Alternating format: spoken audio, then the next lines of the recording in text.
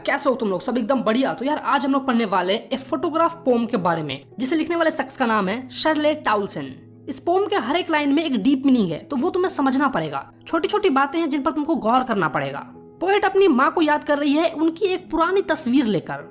वो कहती है कि ये कार्डबोर्ड मुझे दिखाता है कि कैसे दो कजन गर्ल पेडलिंग के लिए जाती है और दोनों ने मेरी माँ के हाथों को पकड़ रखा है। कार्डबोर्ड मतलब वो फोटोग्राफ। उस फोटोग्राफ को देखकर कहती है कि ये फोटोग्राफ मुझे दिखाती है कि कैसे दो कजन गर्ल जो है वो मेरी माँ के साथ पैडलिंग के लिए जाती है। पैडलिंग मतलब यार खुले पांव बीच पर वॉक करना, खुले पांव समुद्र किनारे चल रहे हैं। And she the big girl some 12 years और सो। और इन सब में से जो सबसे बड़ी है वो 12 साल की है। और इन सब में से सबसे बड़ी कौन है? वो हमारी पोएट की मदर है, ठीक है। और ये तीनों अभी भी खड़ी है और स्माइल कर रही है अपने हेयर के द्वारा, स्माइल थ्रू देयर हेयर। इस लाइन से हमें ये पता चल रहा है कि उस समय जब इनकी माँ जो है फोटो खिंचवा रही होगी तो उस समय वेदर जो होगा थोड़ा विंडी वेदर होगा, क्योंकि वो लोग समुद्र के किनारे पर है। तो हो सकता है कि वहाँ पर हवा वगैरह बह रही होगी, तो उनके जो जुल्फे हैं, उनके जो बाल हैं, वो उनके चेहरे पर आ रहे होंगे। और फोटो खिंचवाने के समय वो लोग स्माइल कर रही होगी, तो हवा के कारण जो बाल है उनके फेस पर आ रहा होगा। इसलिए यहाँ पर लिखा गया है स्माइल थ्रू देयर हेयर, यानी कि हेयर के द्वारा हंस रही थी। और फोटो कौन खींच रहा है? उनके अंकल, यानी कि हमारी जो पोएट की मदर हैं उनके अंकल फोटो खींच रहे हैं। क्योंकि उस समय जो हमारी पोएट की माँ थी वो बस 12 साल की थी, छोटी थी, तो उनके जो अंकल थे वो फोटो खींच रहे थे। पोएट की माँ का ना एक बहुत ही स्वीट फेस था जब उनका जन्म नहीं हुआ था। मतलब जब पोएट का जन्म भी नहीं हुआ था तो उनकी माँ का ना बहुत ही स्वीट, बहुत प्यारा सा चेहरा था। वो समुद्र जो अब तक चेंज नहीं हुआ है उनकी माँ के ट्रांजिएंट फीट को वॉश कर रहा है, धो रहा है। मतलब उस टाइम पे जब उनकी माँ और उनकी बहनें जो है वो वॉक कर रही होगी समुद्र किनारे, तो समुद्र के लहरों के कारण उनके पैर धुल गए होंगे। अब इस लाइन में हमें ये बताया गया है कि जो सी है, जो समुद्र है, वो चेंजलेस है, उसमें कोई भी चेंजेस नहीं आए हैं, वो वैसा का वैसा ही है। और टेरेबली ट्रांजिएंट फीट का मतलब ये है कि जो उनकी माँ का जो पैर था वो चेंज हो गया है। ट्रांजिएंट मतलब होता है टेम्पोररी, जो कुछ समय के लिए था, परमानेंट नहीं था। मतलब जो उनकी माँ के पैरों के पोजीशन है वो चेंज हो गए होंगे, उसका नेचर चेंज हो गया होगा। माँ की एज बढ़ गई तो उनके पैर के जो साइजेस हैं वो चेंज हो गए होंगे।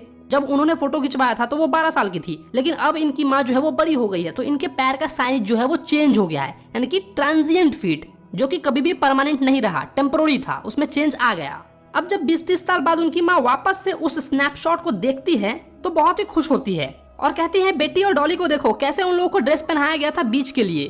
कौन कह रही है? पोएट की माँ पोएट से कह रही है कि देखो बेटी और डॉली को कैसा ड्रेस पहनाया गया था जब हम लोग बीच पर शूटिंग के लिए गए थे। Look how they dressed. यहाँ पर दे कौन है? हमारी पोएट की माँ की पेरेंट्स। जो हमारी पोएट की माँ है ना, उनके जो पेरेंट्स हैं, उन्होंने ही तो उनकी माँ और उनकी बहनों को तैयार किया होगा ना। जो सी हॉलीडे था वो उनकी माँ का पास्ट था और मेरा पास्ट मेरी माँ की हंसी थी। पोएट के माँ के लिए वो फोटोग्राफ में दिखने वाला सी हॉलीडे पास्ट टाइम था, और जब उनकी माँ उस फोटोग्राफ को देखकर हंसती थी तो वो पोएट के लिए उनका पास्ट टाइम था। इस लाइन से हमें ये पता चल रहा है कि अब उनकी माँ जो है वो मर चुकी है, अब उनकी माँ इस दुनिया में नहीं है। खैर इस चीज को आगे क्लियर भी कर दिया गया है कि उनकी माँ जो है वो मर चुकी है। वो दोनों ही बड़ी ही मुश्किल से टाइम के साथ धीरे धीरे चीजों को भूल गई। मतलब उनकी माँ अपना बचपना भूल गई और पोएट अपनी माँ को भूल गई, क्योंकि उनकी माँ मर गई है, तो अब उनकी यादें धीरे धीरे कम होती जा रही है। यहाँ पर एक चीज नोटिस करने वाली बात है कि दो अपोजिट वर्ड एक साथ यूज हुए हैं। लेवर्ड मतलब होता है बड़ी ही मुश्किल से किया हुआ कोई चीज, और इजी मतलब तो पता ही है, आसानी से। मुश्किल और आसान दोनों को एक साथ यूज कर दिया है, और इस चीज को हम लोग कहते हैं ऑक्सीमोरोन, जब दो अपोजिट वर्ड एक साथ यूज होते हैं। कि बड़ी ही मुश्किल से, मतलब लेवर्ड मतलब बड़ी ही मुश्किल से, टाइम के साथ धीरे धीरे इजीली हम लोग इस चीज को भूल गए हैं। उनकी माँ उनका बचपना भूल गई और ये अपनी माँ को भूल गई। अगली लाइन में बताया भी गया है कि now she is been dead nearly as many years as that girl lived. That girl lived कौन? जो उस फोटोग्राफ में है। उस फोटोग्राफ में जो लड़की है उसने जितना अपना जीवन जिया है उतने ही साल मेरी माँ को मरे हुए हो गया। उस फोटोग्राफ में उसकी माँ का क्या एज था? 12 साल। इसका मतलब हमारी पोएट की माँ को मरे हुए 12 साल हो गया है, क्योंकि उस फोटो में उसकी माँ ने 12 साल जिया था। मतलब 12 साल की हो गई थी तभी तो जाकर उस फोटोग्राफ को शूट करवाया था ना। इसका मतलब यही है कि अब इनकी माँ को मरे हुए 12 साल हो गए हैं, और इस सर्कमस्टांसेस में, मतलब कि इस कंडीशन में अब वो कुछ भी बोलने लायक नहीं है। वो बहुत दुखी है, उनको कुछ भी समझ में नहीं आ रहा है कि वो क्या बोले, वो एकदम स्पीचलेस हो चुकी है। इट्स साइलेंस साइलेंसेस, मतलब इसके साइलेंस में भी एक साइलेंस है। इसमें से जो एक साइलेंस है ना, उनके पेन को दर्शा रहा है। उनको कितना दुख हो रहा है, कितना दर्द हो रहा है उनकी माँ को खोने के बाद, उस चीज को दर्शा रहा है। कहते नहीं कि एक शांति में भी एक अजीब सी शांति थी, एक अलग ही वाइब दे रही थी, तो वही वाली बात है। तो बस यार यहीं पे तुम्हारी ये पोम जो है वो खत्म हो चुकी है। अगर ये पोम तुमको अच्छे से समझ में आ गया तो यार वीडियो को लाइक कर दो, और अगर कुछ नहीं समझ में आया है तो प्लीज यार नीचे कमेंट में जाओ और मुझे बताओ कमेंट बॉक्स में कि तुम्हें क्या समझ में नहीं आया, ठीक है।